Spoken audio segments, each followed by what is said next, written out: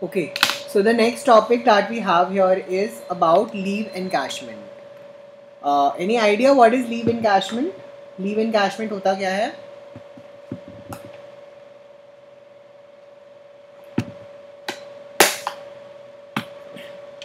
Okay, so leave encashment basically हमारे लिए होता है कि when we are getting a salary equivalent to the number of leaves which were entitled to an employee but not availed. Basically in short अगर मैं कहूँ sir मुझे allow किया गया था कि आप इन पर्टिकुलर डेज में छुट्टी ले लो, लेकिन मैंने छुट्टी नहीं ली. I did not take a leave.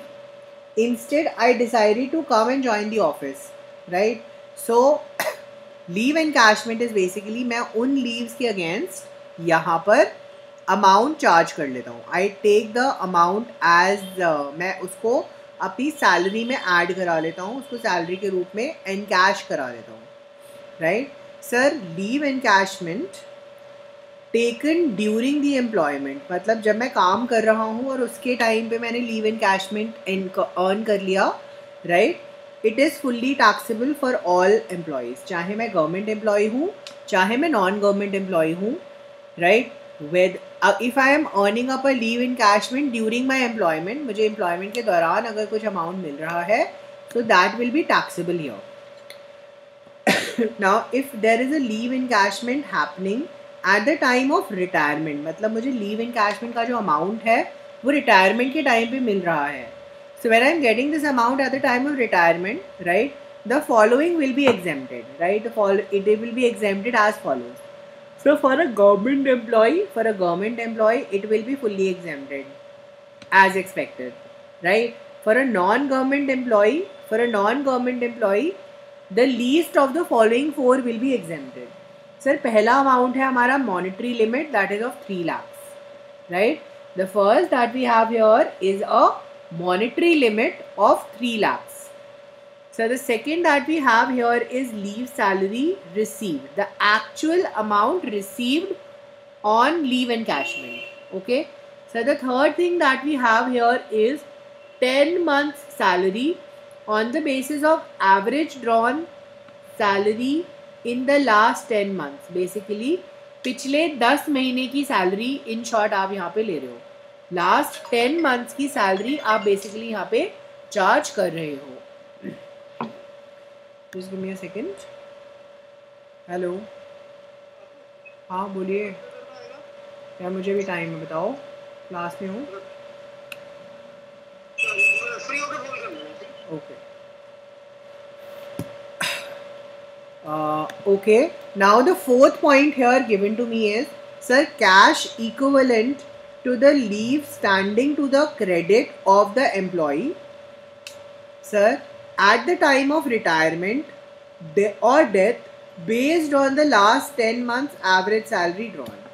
Sir मेरे को बोला गया कि अगर मेरे लिए एंटाइटलमेंट है तो मेरे लिए 1 ईयर में मैं 30 डेज की लीव ले सकता हूँ. Okay. As per the income tax act मैं मैक्सिमम लीव्स जो कंडक्ट कर सकता हूँ that can not exceed 30 days, मतलब मैं मैक्सिमम 30 डेज की लीव्स कंडक्ट कर सकता हूँ. सर इसका मतलब क्या है? सर जो भी हमारी इक्विवेलेंट एक्स्ट्रा लीव्स हैं, मेरे पास जो भी इक्विवेलेंट मतलब मेरे लिए जो लेस लीव्स हैं, जो मेरी एक्स्ट्रा सैलरी है, वो मैं यहाँ पे कैलकुलेट कर लूँगा based on the number of year service that I have given. Sir यहाँ पर फोर्थ पॉइंट का कैलकुलेशन ही इंपॉर्टेंट है. First, second and third point का कैलकुलेशन तो आराम से हो जाएगा, right. Let's understand this point with the help of an example.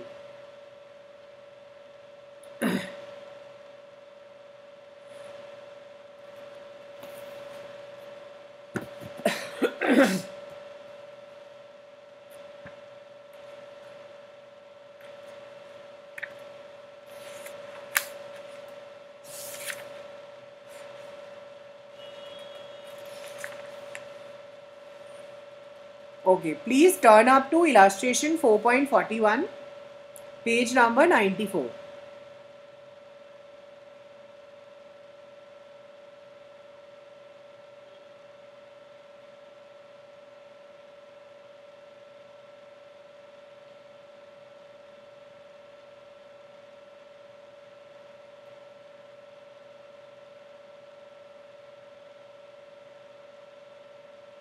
Illustration 4.41 page number 94।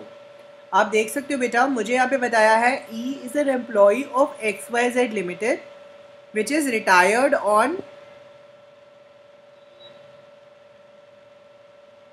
30th November 2021. Okay, at the time of retirement he received 2,88,000। तो मेरा actual leave encashment कितना है?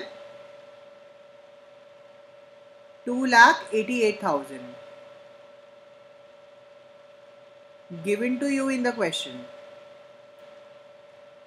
The following information is provided. So मेरी basic salary at the time was 18,000 per month.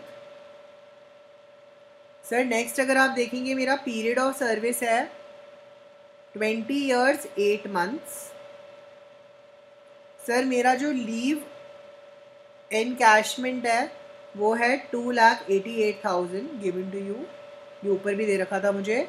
Sir मेरे पास जो leave availed हैं वो मुझे क्वेश्चन में दे रखा है 14 months। Sir what do you mean by leaves availed? Sir leaves availed का मतलब है कि मैं इतनी छुट्टियां ले चुका हूँ। These are the amount number of leaves that I have taken.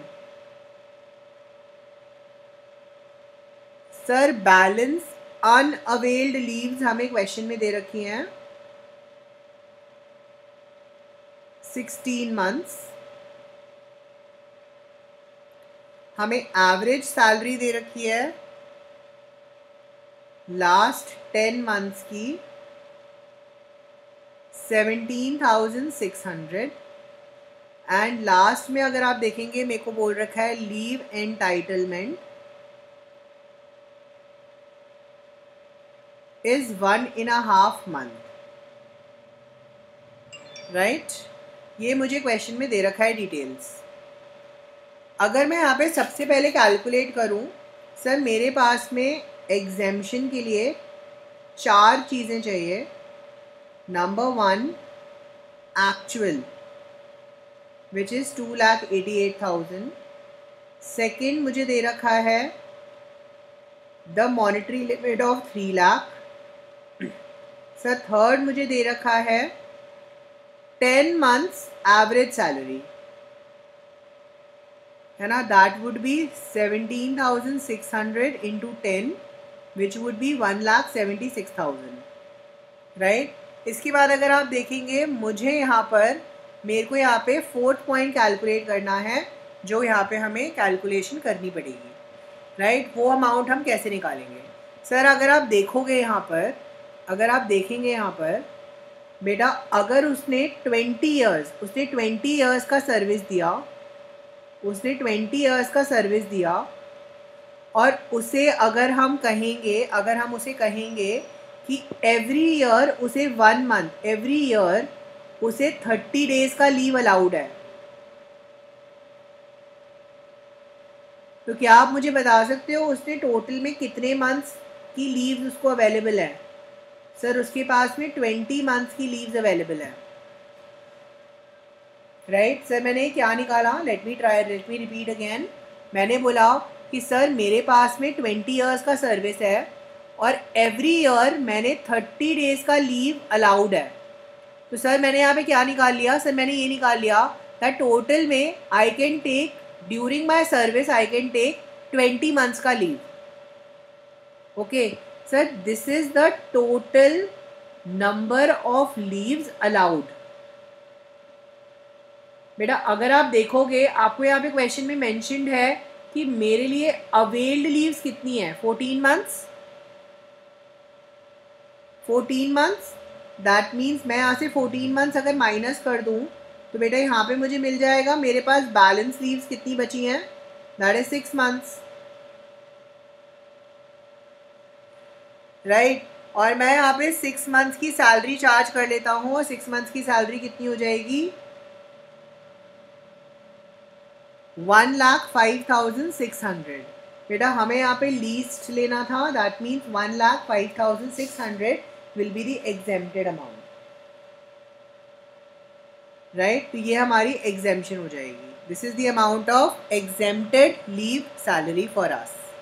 That means taxable कितना हो जाएगा सर? टैक्सेबल हो जाएगा 2,88,000 minus 105,600, that will come out to be 182,400. Yes, I hope यहाँ तक क्वेश्चन क्लियर है, how we did, what we did.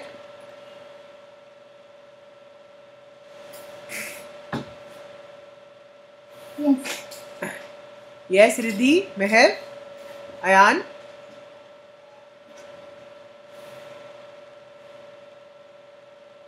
So could you please just show me the fourth point again?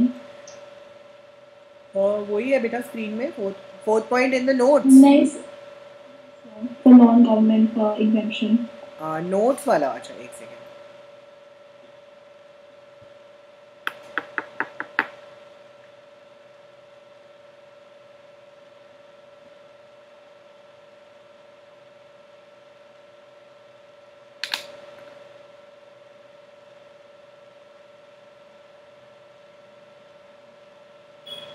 So could you please explain this एक बारी फिर से? Yes, मैं फिर से बोल रहा हूँ यहाँ पे बेटा. फोर्थ पॉइंट में हमें बोला गया है दैट ये जो हमारा कैश इक्विवेलेंट है टू द 30 डेज एंटाइटलमेंट. बेटा देखो, हमारी कंपनी की ना अलग अलग पॉलिसी हो सकती है. Company can have a policy of giving 40 days as leaves. Company can have a policy of 20 days as leaves, है ना. तो बेसिकली हमारे पास अलग अलग कंपनी की अलग अलग लीव्स देने की पॉलिसी होती है. ओके तो बोला गया इनकम टैक्स में हम मैक्सिमम एंटाइटलमेंट जो ले सकते हैं वो ले सकते हैं 30 डेज. दैट मीन्स अगर क्वेश्चन में कैलकुलेशन जो है वो 30 डेज से ज़्यादा के लिए कर रखा है, like in the given question मेरे लिए 1.5 मंथ के लिए कैलकुलेशन किया हुआ था, एंटाइटलमेंट था, तो आपको क्या करना पड़ेगा सर? आपको मेरे जो नंबर ऑफ लीव्स हैं वो फिर से रिकैलकुलेट करने पड़ेंगे based on 30 days. Okay so that's what I did here, that मैंने यहाँ पे 30 डेज के हिसाब से, मतलब 1 मंथ के हिसाब से टोटल अवेलेबल लीव्स निकाल लिया. उसके बाद में मैंने अवेल्ड लीव्स माइनस कर दिया, तो मुझे मिल गया अनअवेल्ड लीव, मतलब वो लीव जो मैंने लिया नहीं. राइट तो क्वेश्चन में I was given that 14 months का लीव मैंने चार्ज किया है, मतलब 14 मंथ्स की लीव मैंने ली है. दैट मीन्स मैंने कितने मंथ्स की लीव नहीं ली है सर? मैंने 6 मंथ्स की लीव नहीं ली है. So that's what I am going to calculate here. That's what I calculated here. जल्दी बताएं, कोई प्रॉब्लम तो नहीं है? All's well? Yes. चलिए, we'll do another question from this topic, that is illustration number 4.42.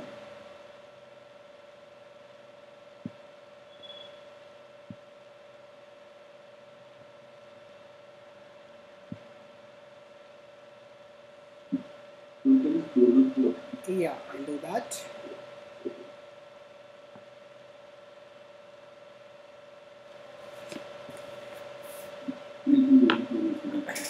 Okay. Illustration 4.42 देख लीजिए, मुझे क्या बोलता है बेटा? बोलता है that x was employed with XYZ ABC limited and retired with effect from, वो कब रिटायर हुआ? वो रिटायर हुआ है 1 फरवरी 2022 को. बेटा उसने सर्विस कितनी करी है? बेटा he has given a service of 24 years and 4 months. Sir eight the time of retirement, मतलब ऑन 1/2/2022 उसका जो बेसिक सैलरी था वो था 25,000 per month. Sir dearness allowance was 100% of basic salary, जिसमें से 40% was forming part of retirement benefits. Right इसके बाद में अगर आप देखोगे, मुझे जो लास्ट इंक्रीमेंट मिला है यहाँ पर वो मिला है 2500 का फ्रॉम 1/7/2021. बेटा जल्दी से बताओ, अगर मेरे को 1/7/21 से पहले का सैलरी चाहिए, दैट मीन्स कितना था सर? 22,500. आई होप यहाँ तक क्लियर है. Mehar, Simran? Yes sir.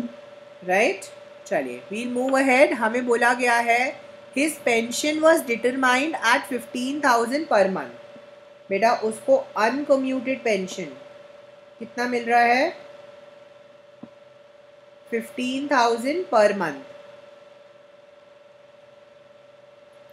Sir आपको ये भी बता दिया कि उसने कम्यूट करा लिया पेंशन ऑन 1/3/2022। ठीक है, कितना पेंशन कम्यूट करा लिया? 50% पेंशन कम्यूट करा लिया and he received a sum of 5 lakh rupees as commuted pension. Okay. In addition to this, he received a gratuity. बेटा उसे gratuity भी मिला है सर, पेंशन के साथ साथ उसे gratuity भी मिला है 6 लाख रुपीस का। ठीक है, और उसे लीव एनकैशमेंट भी मिला है 2,80,000 रुपीस का। ठीक है, जिसमें आपको बता दिया उसके एक्यूमुलेटेड लीव था 240 डेज का and he was allowed 40 days leave in a year.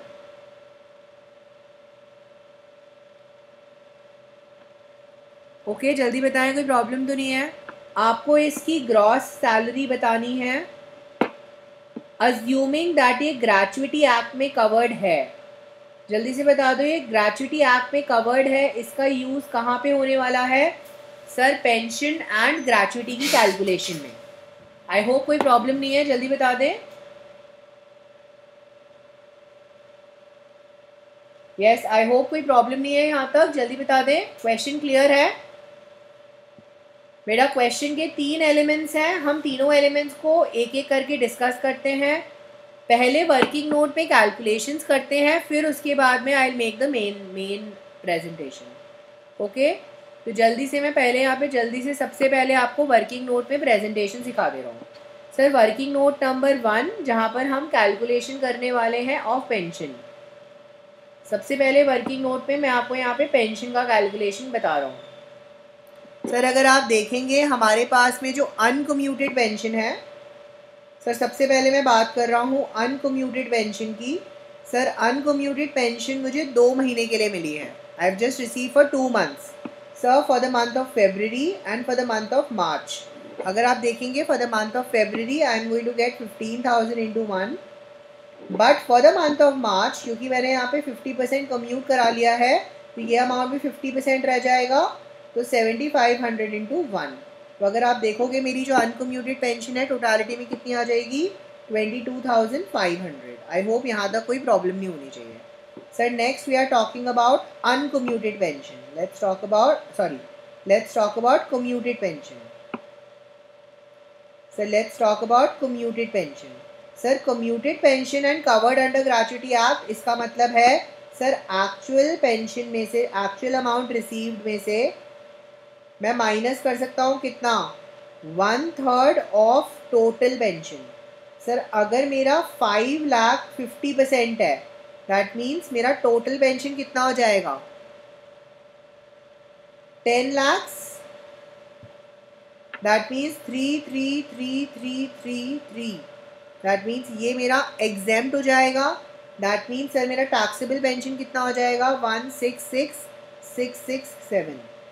I hope कोई प्रॉब्लम नहीं है। तो सर मैं अगर यहाँ पे कैलकुलेट कर दूँ मेरा टोटल टैक्सेबल पेंशन, सर वो कितना आ जाएगा? It will be 22,500 plus 166,667। That will come out to be how much? Please कोई मुझे बता दीजिए इसका total.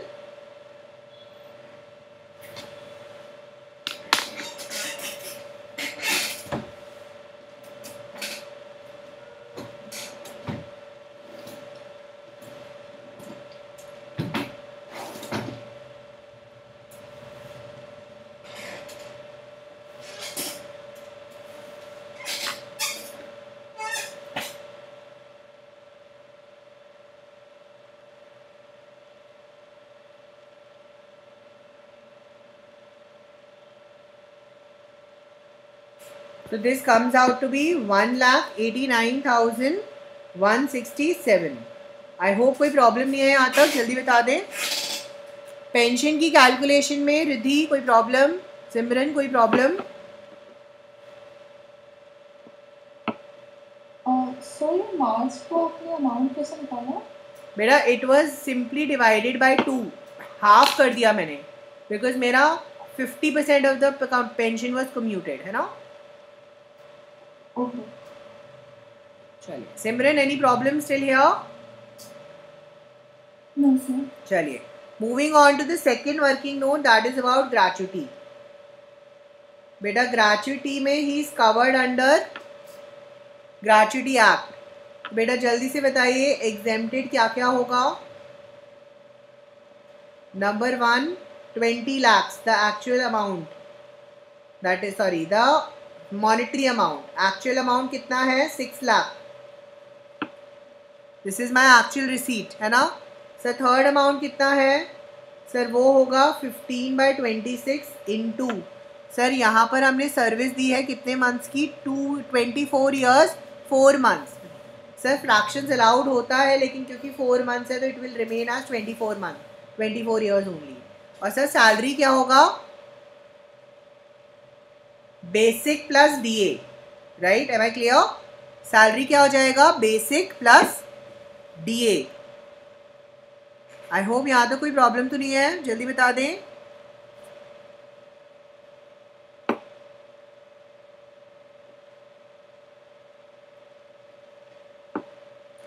I am so sorry. This is not covered under gratuity, no?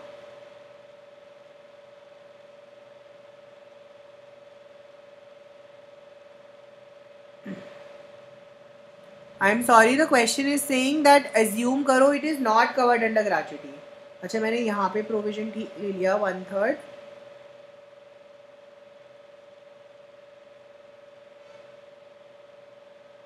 यहाँ पे प्रोविजन मैंने ठीक ले लिया, लेकिन ग्रेच्युटी की यहाँ पे कैलकुलेशन में मैंने गड़बड़ी कर दी.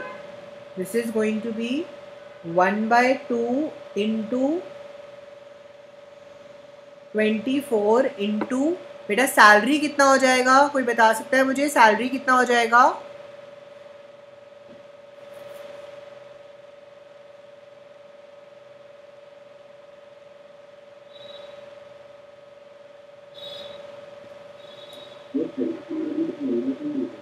सॉरी,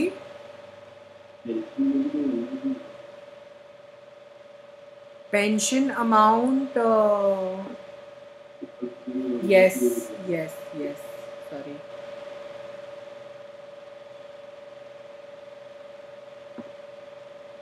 दैट मीन्स ये फिगर भी चेंज हो जाएगा और ये फिगर भी चेंज हो जाएगा.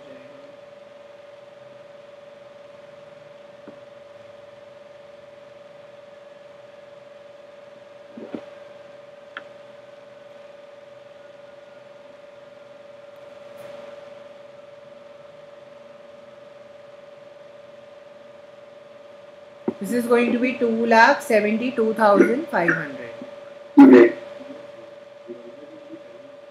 सॉरी फिर से अयान, आपकी आवाज़ थोड़ी क्लियर नहीं आ रही.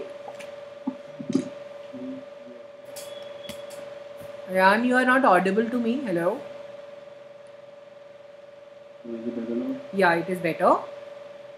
1/2 into 10 lakh होगा ना, 5 lakh. सॉरी 1/2 इंटू, अच्छा हाँ, तो ये तो सारा का सारा एग्जाम्प्ट हो जाएगा ना फिर तो.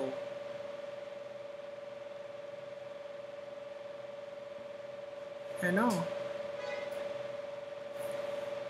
हाँ सारा ही एग्जाम्प्ट हो जाएगा ये तो फिर.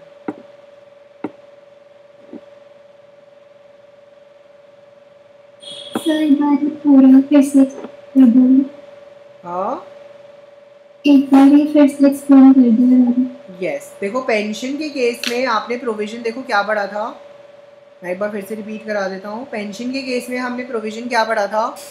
सर पेंशन के केस में हमने सिंपल प्रोविज़न पढ़ा था दैट अगर मेरा if he is covered under, क्या पेंशन सी, हमने पेंशन के अंडर पढ़ा था that if he is not part of gratuity, half of the amount is exempt, मतलब आधा अमाउंट एग्जेम्प्ट हो जाएगा. Sir if it is a part of gratuity, if is covered under gratuity, then 1/3 of the amount will be exempt. Right.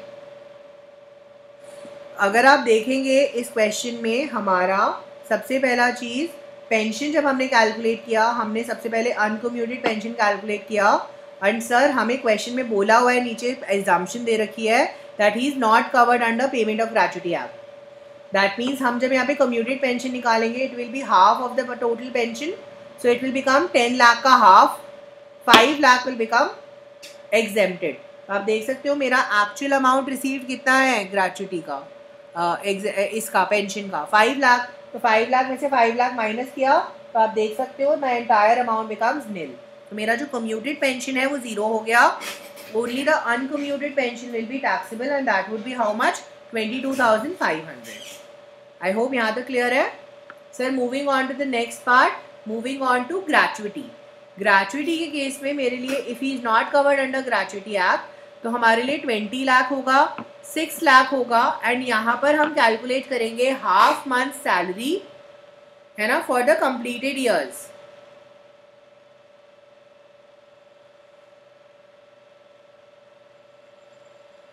Right. तो अगर आप देख सकते हो यहाँ पर बेटा उसका half month average salary of the previous 10 months. तो अगर आप देखोगे यहाँ पर मुझे सैलरी कैलकुलेट करना पड़ेगा। बेटा he has been retired on 1 फरवरी, दैट मीन्स मैं यहाँ पे जनवरी से कैलकुलेट करूँगा। जनवरी, दिसंबर, नवंबर, अक्टूबर, सितंबर, अगस्त, जुलाई, जून, मई एंड अप्रैल। दैट मीन्स मैं अप्रैल से जनवरी तक का यहाँ पे कैलकुलेशन करूँगा सैलरी का। अप्रैल से जनवरी तक का कैलकुलेशन करूँगा यहाँ पर। सर अगर आप देखेंगे मेरे को इंक्रीमेंट कब मिला है सैलरी में, सर मुझे इंक्रीमेंट मिला है विद इफेक्ट फ्रॉम 1 जुलाई, है ना, फ्रॉम विद इफेक्ट फ्रॉम 1 जुलाई। तो अगर आप देखोगे अप्रैल, मई, जून, दैट मीन्स 3 मंथ्स का मेरा जो सैलरी है वो कैलकुलेट किया जाएगा 22,500, और जो रिमेनिंग 7 मंथ्स हैं उस पर कैलकुलेट किया जाएगा 25,000 से। आई होप यहाँ तक कोई डाउट नहीं है, कोई प्रॉब्लम नहीं है।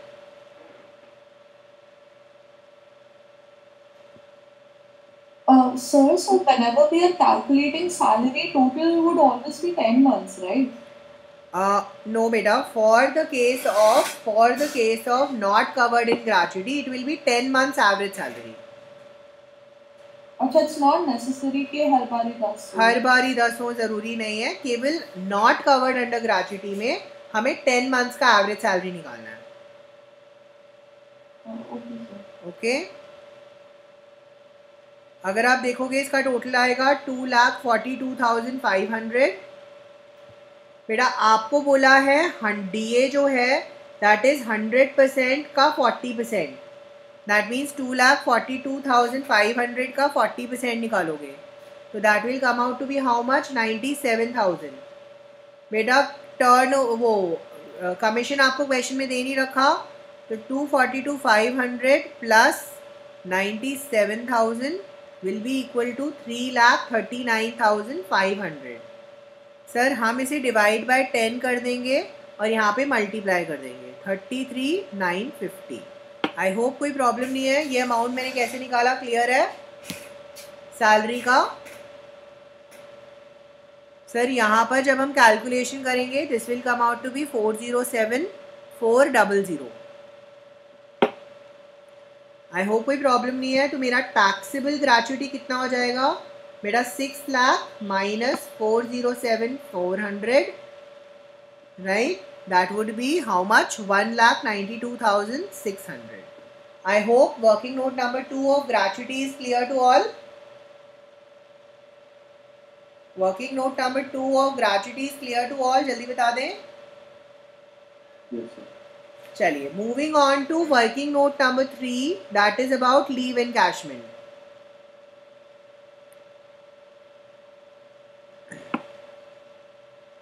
बेटा लीव एनकैशमेंट में मेरे पास 4 लिमिट्स होती हैं। पहला अमाउंट है 3 lakh the monetary limit, second amount है 2,80,000 the actual amount receive.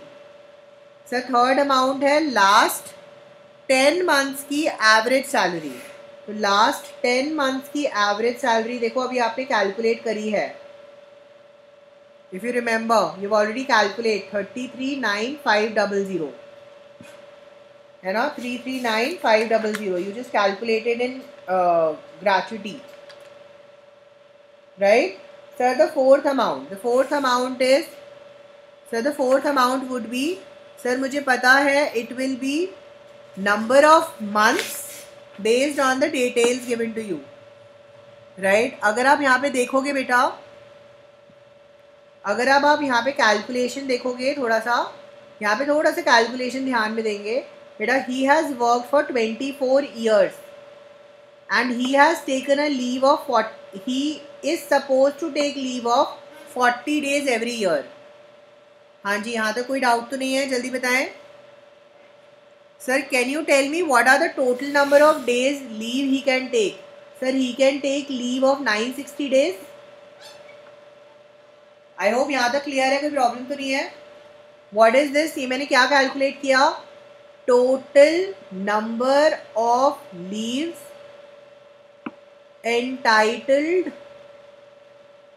Bye company. Company के बिहाफ पर मेरे total number of entitled leaves कितने हैं? 960 हैं. सर, मुझे क्वेश्चन में एक चीज़ बता रखा है दैट मेरी जो एक्यूमुलेटेड बैलेंस लीव्स हैं वो मेरे क्वेश्चन में गिवन है 240 days. सर, क्या मैं इन दोनों से ये निकाल सकता हूँ how many leaves I have availed during the year? मेरी अवेल्ड लीव्स कितनी हैं? Sir, it will be 960 minus 240, that is going to be 720 days. I hope यहाँ तक कोई प्रॉब्लम तो नहीं है किसी को? कैलकुलेशन में मैंने क्या कैलकुलेट किया?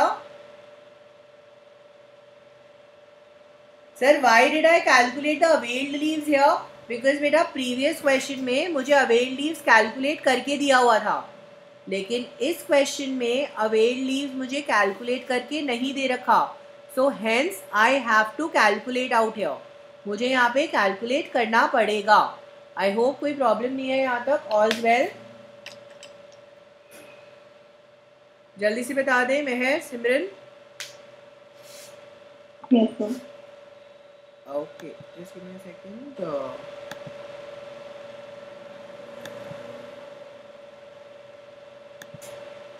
Okay.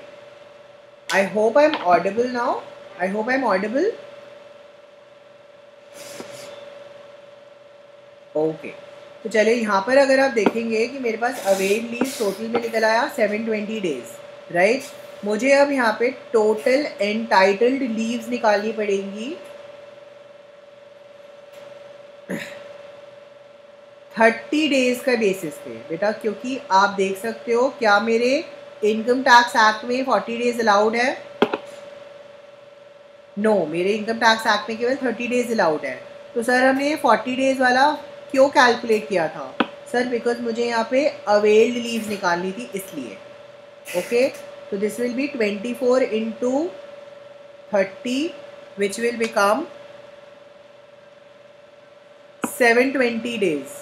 अगर आप देखेंगे बेटा यहाँ पर I am suppose to receive 720 days and I have availed 720 days. तो अगर आप देखोगे मेरे पास बैलेंस लीव्स कितनी बचेंगी? 0. How many balance leaves do I have? I have 0 balance leaves, right. That means यहाँ पर मेरा अमाउंट जो हो जाएगा वो 0 हो जाएगा, नील हो जाएगा. तो अगर आप देख सकते हो मेरा एग्जेम्पशन भी कितना हो जाएगा? 0 हो जाएगा. सर, मेरा टैक्सेबल लीव एनकैशमेंट कितना हो जाएगा?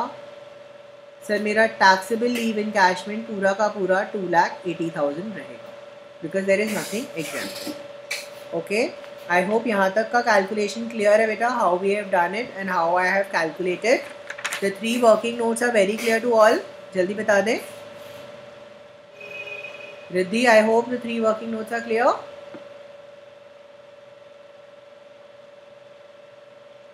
बेटा क्योंकि माई एग्जेम्प्टेड इज 0 ना, that's why the taxable would be 280 actual minus exempted.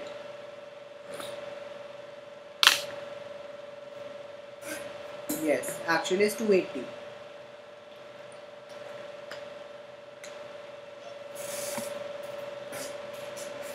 चलिए, let's quickly calculate gross salary.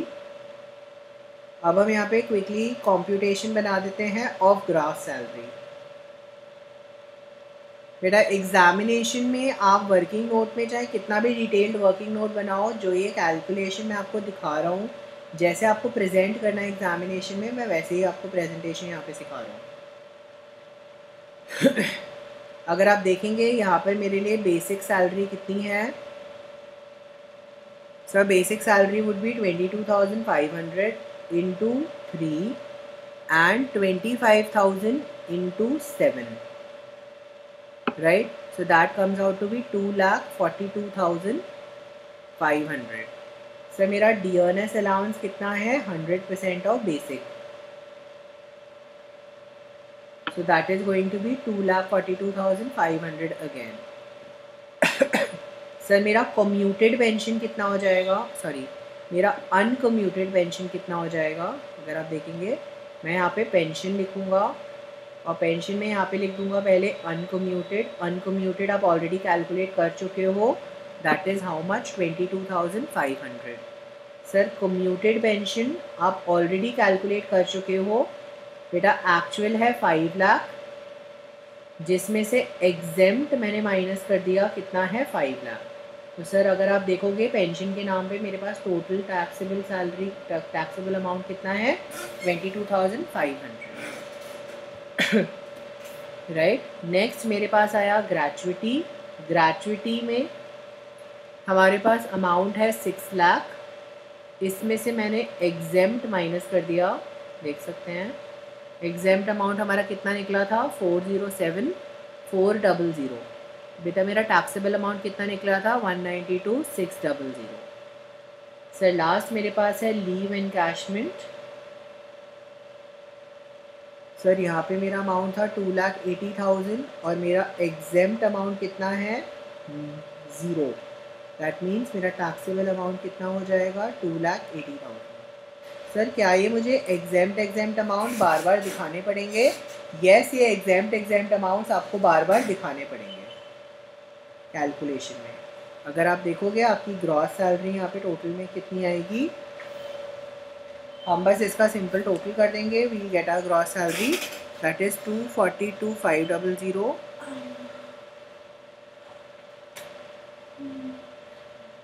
192,600 and 2,80,000. So that will come out to be 9,80,100. हमारा आंसर बुक से थोड़ा डिफरेंट आया है बिकॉज बुक ने इसको कवर्ड अंडर ग्रेचुइटी एक्ट, जो pension है ना उसे कवर्ड अंडर ग्रेचुइटी एक्ट के बेसिस पे सॉल्व किया, ठीक है, इसीलिए इसका बुक का आंसर थोड़ा अलग आ रहा है। आई होप कोई प्रॉब्लम नहीं है, जल्दी बता दें यहाँ तक, everything should be very clear. I hope this illustration is clear and I hope ये कैलकुलेशन थोड़ा सा कंपैरेटिवली ईजियर लग रहा होगा।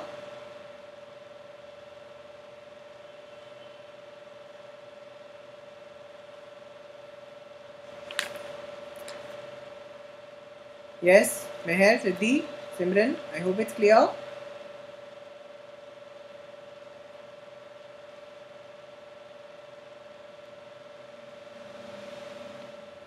ओके बेटा एक बार अपनी बुक के प्रॉब्लम नंबर 2 पर आ जाइए। इसी इलस्ट्रेशन के ऊपर आपको एक प्रॉब्लम नंबर 2 दे रखा है। ओके हम उस प्रॉब्लम नंबर 2 को भी एक बार सॉल्व कर लेते हैं just for a practice. Problem 2, this is in relation to again leave encashment, leave salary से रिलेटेड ही है। आप देख सकते हो आर एक एम्प्लॉई है जो XYZ लिमिटेड में काम करता है और वो रिटायर हो रहा है कब? सर वो रिटायर हो रहा है 1 जनवरी 2022 को। सर उसने सर्विस दिया है 16 years and 7 months का। Sir eight the time of retirement उसे लीव एनकैशमेंट मिला है,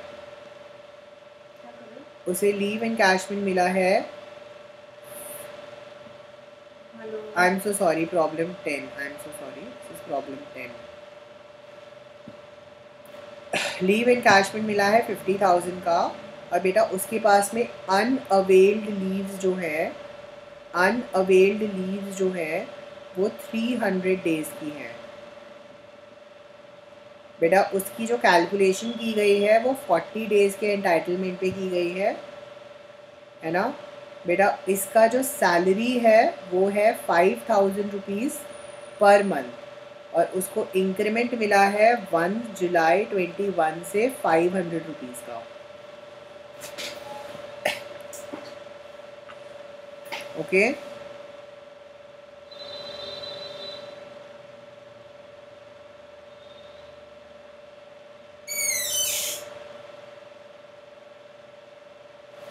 ओके चलिए जल्दी से यहाँ पे कैलकुलेशन कर लेते हैं। अगर आप कैलकुलेशन करके देखेंगे तो यहाँ पे मेरे पास पहला पॉइंट क्या आ जाएगा sir, the monetary limit of 3 lakh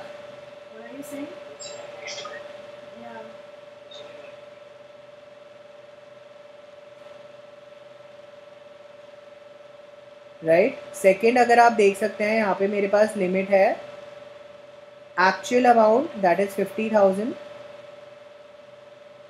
third amount मुझे यहाँ पे क्या मेंशन्ड है सर, 10 मंथ्स एवरेज सैलरी है ना। तो जल्दी से मैं यहाँ पे 10 मंथ्स की एवरेज सैलरी निकाल सकता हूँ क्या sir? It is going to be how much? 1 जनवरी को रिटायर हो रहा है, दैट मीन्स मेरे लिए 10 मंथ्स की सैलरी कब से हो जाएगी sir? It will be from March to December, that's going to be the 10 months that we are going to talk about. That's going to be 4500 into 4 plus 5000 into 6. That will give you a total of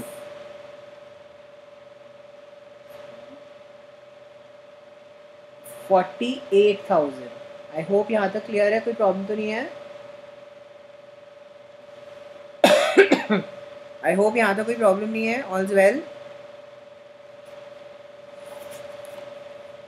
जल्दी बता दीजिए यहाँ तक कोई problem तो नहीं है बेटा? सर 4th पॉइंट में हमें यहाँ पे क्या बता रखा है सर, हमारे पास अनअवेल्ड लीव्स हमें क्वेश्चन में दे रखी हैं 300 डेज। अनअवेल्ड लीव्स मुझे 300 डेज दे रखा है सर। क्या मैं यहाँ पे टोटल डेज निकाल सकता हूँ? टोटल लीव्स सर वो हो जाएंगी हमारी 16 ईयर्स इंटू 40 है ना, 16 years into 40 that's going to be 640 days. जल्दी बताएं यहाँ तो कोई प्रॉब्लम है सर? अगर आप देखेंगे मेरे पास अवेल्ड लीव्स कितनी आ जाएंगी, इन दोनों का difference 640 minus 300 that is going to be 340 days. बेटा अगर आप यहाँ पे कैलकुलेशन करेंगे मेरे पास में एंटाइटल्ड लीव्स कितनी हैं, एंटाइटल्ड लीव्स कितनी हो जाएंगी 16 into 30 that will come out to be 480 days. So can you tell me what are the available leaves? What are the number of available leaves with us? That is going to be 480 minus 340 है ना। 340 minus करेंगे 480 में से, that will come out to be 140 days.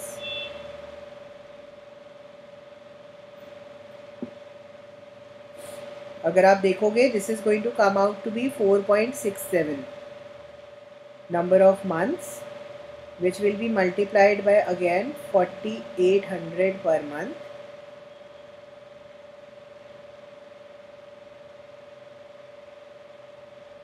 Which will come out to be 22,416 है ना। या हम इसे राउंड ऑफ करके 22,400 ले सकते हैं। तो अगर आप देख सकते हैं मेरे लिए जो एग्जेम्प्टेड अमाउंट होगा वो कितना होगा, एग्जेम्प्टेड लीव एनकैशमेंट कितना होगा 22,400। आई होप ये पॉइंट क्लियर है बेटा लीव एनकैशमेंट का, जल्दी बता दीजिए। हाँ जी मेहर, आई होप ये क्लियर है। अयान राइट, आई होप ये कैलकुलेशन क्लियर है बेटा। ये जो कैलकुलेशन है प्लीज़ यहाँ पर आपको केवल एक चीज़ का ध्यान रखना है, समटाइम्स क्वेश्चन आपको डायरेक्टली ये अवेल्ड लीव्स दे देता है। अगर आपको क्वेश्चन में अवेल्ड लीव्स गिवन है तब आपको ये कैलकुलेशन करने की ज़रूरत नहीं है ना, 640 डेज़ वाला कैलकुलेशन करने की ज़रूरत नहीं है। लेकिन अगर आपको अवेल्ड लीव्स नहीं दे रखा है तो बेटा आपको क्वेश्चन में अवेल्ड लीव्स निकालना पड़ेगा बेस्ड ऑन एंटाइटल्ड लीव्स, है ना। सर एक छोटा सा एग्जाम्पल मैं यहाँ पे डिस्कस कर रहा हूँ। अगर यहाँ पर 40 डेज़ की जगह हमने 28 डेज़ का लीव अलाउड होता, है ना, अगर मेरी अलाउड लीव जो है वो 28 डेज़ होती इंस्टेड ऑफ 40 डेज़, है ना, तो सर ऐसी सिचुएशन में हमें कैलकुलेशन करने की ज़रूरत ही नहीं है। सर ऐसी सिचुएशन में कंपनी ने जो कैलकुलेशन किया है वो बिल्कुल करेक्ट किया है। Okay, so you need to remember here the provision says up to 30 days. Up to 30 days का मतलब क्या है कि अगर कंपनी की पॉलिसी 30 डेज़ से कम लीव्स देने की है तो हम वो पॉलिसी को अडॉप्ट करेंगे, ना कि 30 डेज़ वाली पॉलिसी को करेंगे, है ना। मतलब अगर 28 डेज़ दे रखा है तो उस केस में आप ये मत करिएगा कि अरे सर कंपनी ने तो बोला था 30 डेज़ की पॉलिसी है, इनकम टैक्स ने तो 30 डेज़ की पॉलिसी बोली हुई है तो हम 30 के हिसाब से रिकम्प्यूट करते हैं। No, please don't do that. I hope I am clear, Riddhi, Simran, I hope I am clear, right? चलिए, yes, इसी के साथ हमारा ये वाला रिटायरमेंट बेनिफिट यहाँ पे कंप्लीट होता है। We move on to the next retirement benefit, right.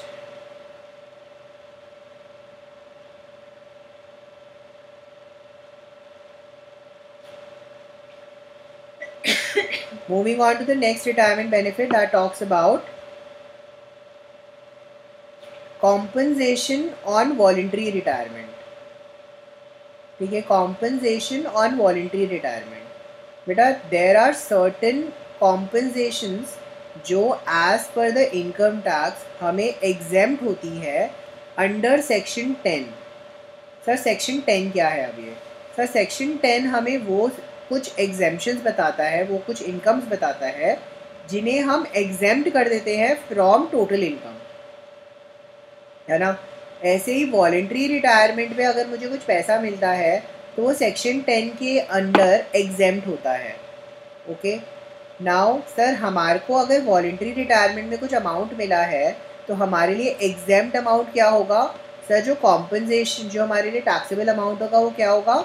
Sir जो कॉम्पनसेशन मिला है ना, उस कॉम्पनसेशन में से ना सेक्शन 10 वाली एग्जेम्पशन को माइनस करने के बाद अगर कुछ बचा है उसको आप यहाँ पे कैलकुलेट करोगे। ठीक है, जल्दी बता दीजिए, उसको हम यहाँ पे कैलकुलेट करेंगे। ठीक है, यूजुअली आपके एग्जामिनेशंस में वॉलंटरी रिटायरमेंट के क्वेश्चंस बहुत कम आते हैं। It is just a theoretical provision that you need to remember. Theoretically आपसे क्वेश्चन पूछा जा सकता है अगर एक ओवरऑल थ्योरेटिकल क्वेश्चन पूछा जाता है on voluntary retirement, so that's what you have to remember it. Usually practical questions voluntary retirement से थोड़े कम है आपके सिलेबस में, आपके एग्जाम्स में। अगर आप देखेंगे यहाँ पे least of the following will be examined, right. It will be the actual compensation received. Sir ये जो अब एक्चुअल कॉम्पनसेशन रिसीव्ड है ना, दिस इज रिड्यूस्ड वाली, मतलब सेक्शन 10 की एग्जेम्पशन को माइनस करने के बाद जो बचा हुआ एग्जेम्पशन है वो अमाउंट है। Sir 5 lakh monetary limit, 3 month का टोटल सैलरी, 3 महीने की total salary into completed years of service. Sir इसमें फ्रैक्शंस को हम इग्नोर करने वाले हैं। ठीक है सर, 4th पॉइंट हमारे पास आता है करंट सैलरी जो हमारी पर मंथ हम पे कर रहे हैं अपने एम्प्लॉय को, और जितने बैलेंस महीने बचे हैं ऑफ सर्विस, इन चारों में से जो भी लीस्ट होगी वो हम यहाँ पे एग्जेम्प्ट कर देंगे। सर सैलरी जो है basic, DA and commission, sir ये कौन सा वाला है? याद रखिए एचआरए वाला, याद रखिए एचआरए वाला सैलरी। आई होप यहाँ तक कोई प्रॉब्लम होना नहीं चाहिए, जल्दी बता दें क्या ये 4th पॉइंट में कोई प्रॉब्लम है रिद्धि? चलिए, moving on to the last retirement benefit that talks about provident fund. Sir ये लास्ट रिटायरमेंट बेनिफिट है provident fund. Sir provident fund हमारे जो सिलेबस में है वो 4 तरीके के हैं।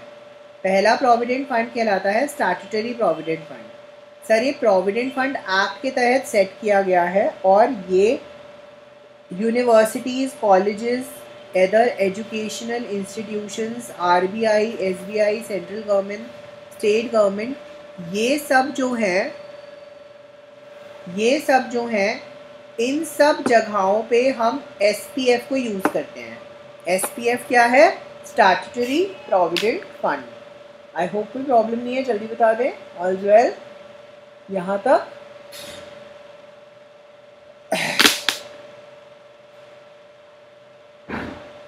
Sorry,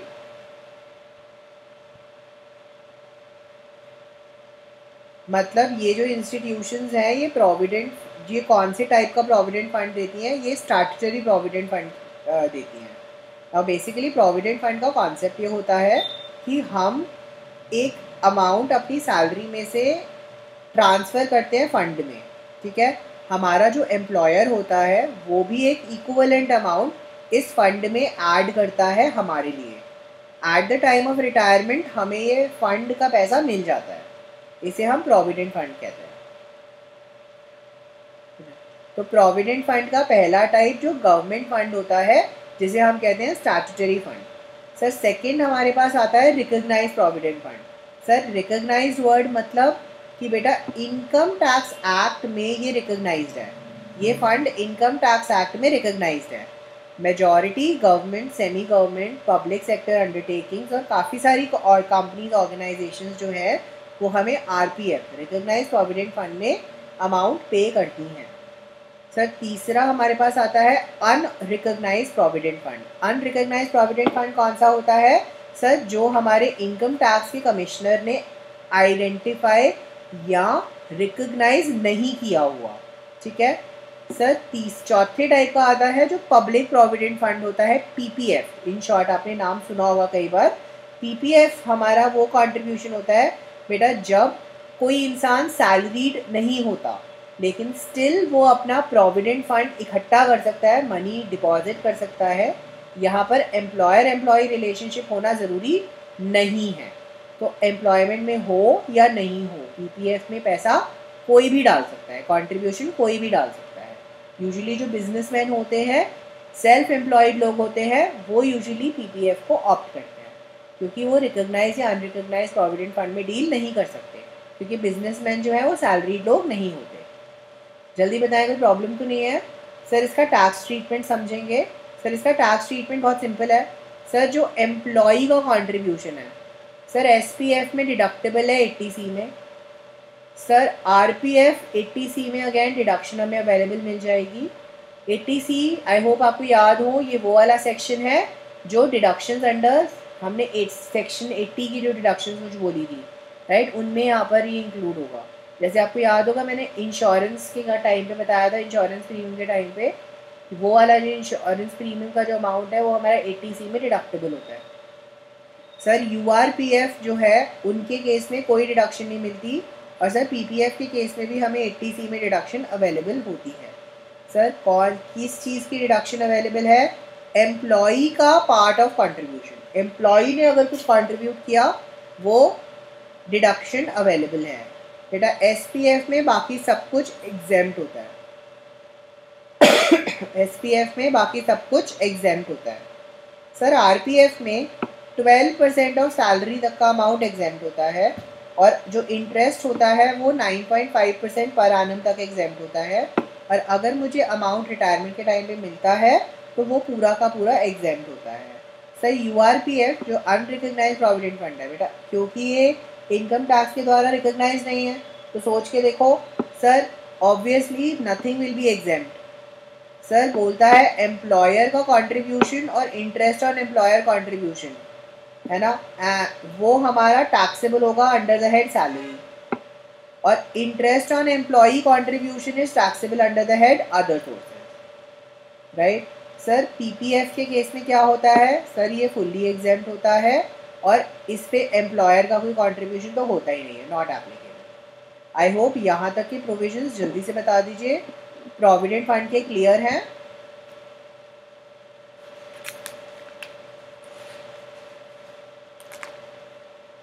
yes Meher, Ayaan, I hope यहाँ तक के प्रोविजंस प्रोविडेंट फंड के क्लियर हैं, कोई प्रॉब्लम नहीं होनी चाहिए। राइट बेटा, यहाँ पर हमारा ये जो चैप्टर है, हमारा यहाँ पर ये जो चैप्टर है इसका थ्योरेटिकल प्रोविजंस ख़त्म हो जाते हैं। अगर आप देखोगे इसमें हमारे पास केवल एक छोटा सा पॉइंट और बच गया, that is certain deductions which are available in this chapter.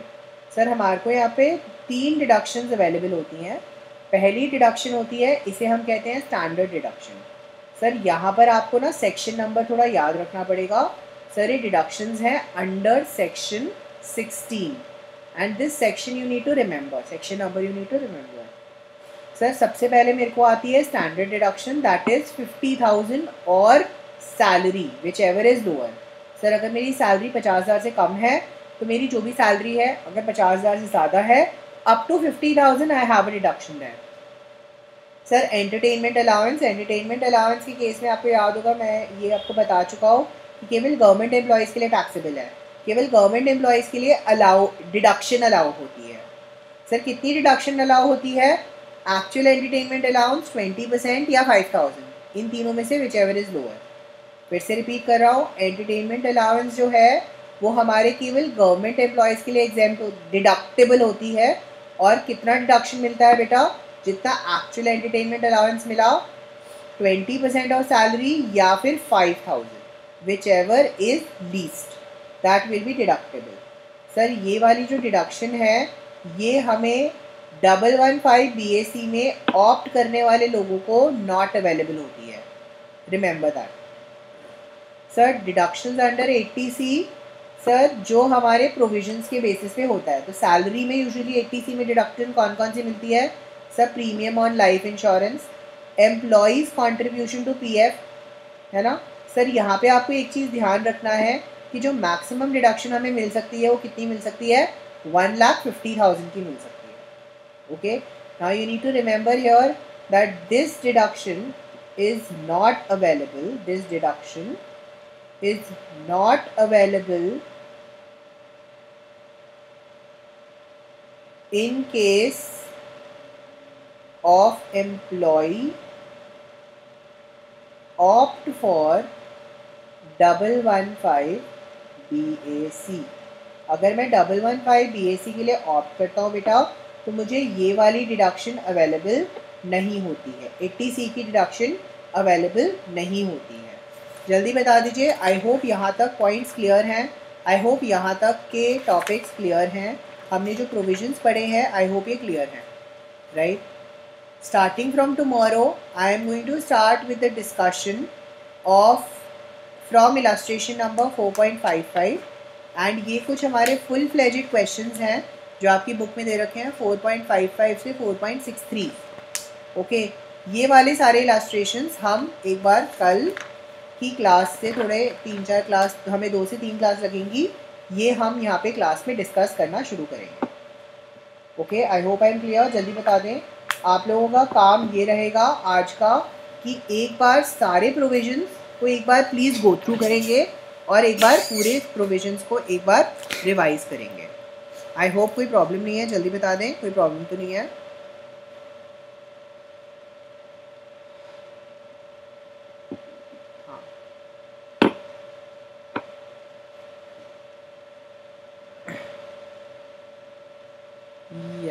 Yes, there are only 2 section numbers that I have mentioned that you have to remember.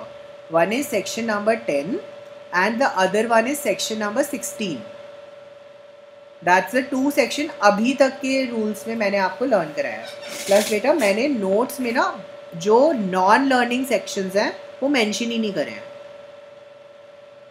ठीक है ना। तो आपको बेसिकली जो जो सेक्शन नंबर मैंने यहाँ पे मेंशन करा है वही सेक्शन नंबर लर्न करना है, अदरवाइज कोई और सेक्शन लर्न नहीं, वो अदरवाइज मैंने वो सेक्शन मेंशन ही नहीं किया।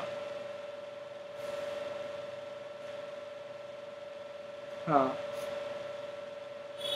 तो ये 80C आपका, ये 80C वाला जो डिडक्शन है ना, अभी हम एक चैप्टर पढ़ेंगे deductions from gross total income, एक चैप्टर है आपका, I think so chapter number 7 या 8 होगा,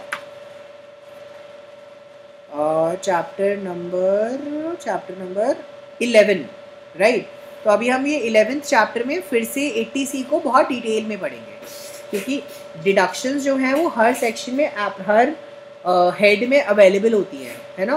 तो सैलरी में भी कुछ ऐसे आइटम हैं जो यहाँ पे डिडक्टेबल होते हैं 80C में, इसीलिए हमें सैलरी में हमने 80C का एक मेंशन पढ़ा है, लेकिन 80C this is not the complete section. तो हमें कंप्लीट सेक्शन अभी पढ़ेंगे and that section when we will be studying, तो उस टाइम पे मैं आपको प्रॉपरली लिखवाऊंगा कि इसमें कौन कौन से और खर्चे होते हैं। मैंने अभी आपको केवल 80C में ये लिखवाया है कि मैक्सिमम एग्रीगेट डिडक्शन जो है वो 1,50,000 की मिलेगी, ठीक है। और उसके साथ साथ sir life insurance premium, employee contribution to PPF या पीएफ, ये हमारा डिडक्टेबल होता है, ठीक है, क्योंकि ये सारे जो खर्चे हैं ये हमने सैलरी से रिलेटेड पढ़े हैं। ओके, जब हम बाकी की चीज़ों में पहुंचेंगे तब हम बाकी की चीज़ों के बारे में भी डिस्कस करेंगे। आई होप कोई प्रॉब्लम नहीं है, राइट? ओके, राइट, चलिए आज मैं इतना ही करा रहा हूँ। फ्रॉम टुमारोज क्लास ऑनवर्ड्स हमारा यहाँ पे अब मेन चैप्टर के क्वेश्चंस डिस्कस करना शुरू हो जाएगा, है ना। मतलब हम मेजरली अब चैप्टर के मेन क्वेश्चंस को डिस्कस करेंगे। ओके, जो एग्जामिनेशन में आपको आने वाला है मैं आपको ये ऑलरेडी बता चुका हूँ, इस चैप्टर से आपको एक 15 मार्क का 15 मार्क का क्वेश्चन आएगा। कई बार वो कंपलसरी क्वेश्चन में आ जाता है और कई बार सैलरी का क्वेश्चन ना ऑप्शन में सैलरी के साथ ही आता है, तो सैलरी आपके लिए यूजुअली कई बार एक कंपलसरी क्वेश्चन ही बन जाता है। सैलरी का क्वेश्चन तो अटेम्प्ट करना ही पड़ेगा।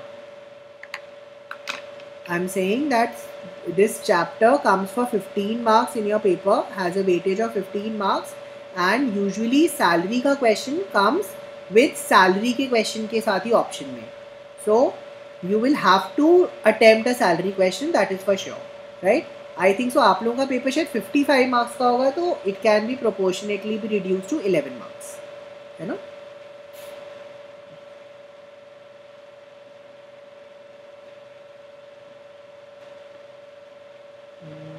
That's what will be practical portion of salary या tax paper of income tax। सी देखो अभी तक का जो इनकम टैक्स का पेपर रहा है वो आपका अप्रॉक्सीमेटली 70% न्यूमेरिकल आया है और 30% थ्योरेटिकल आया है।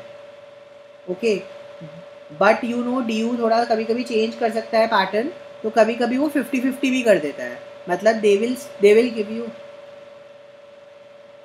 हाँ, तो बेसिकली अगर आप देखोगे कि कई बार इनकम टैक्स वगैरह या कभी कभी पेपर्स में ना वो लोग एक न्यूमेरिकल क्वेश्चन के साथ एक थ्योरेटिकल क्वेश्चन दे देते हैं, तो sometimes they just they give a little more importance to the theory portion. But good for you in income tax, अगर वो आपके लिए थ्योरी क्वेश्चन पूछते भी हैं तो आपके लिए जो थ्योरी क्वेश्चन पूछेंगे ना वो यही प्रोविजंस पूछेंगे जो हम लर्न कर रहे हैं।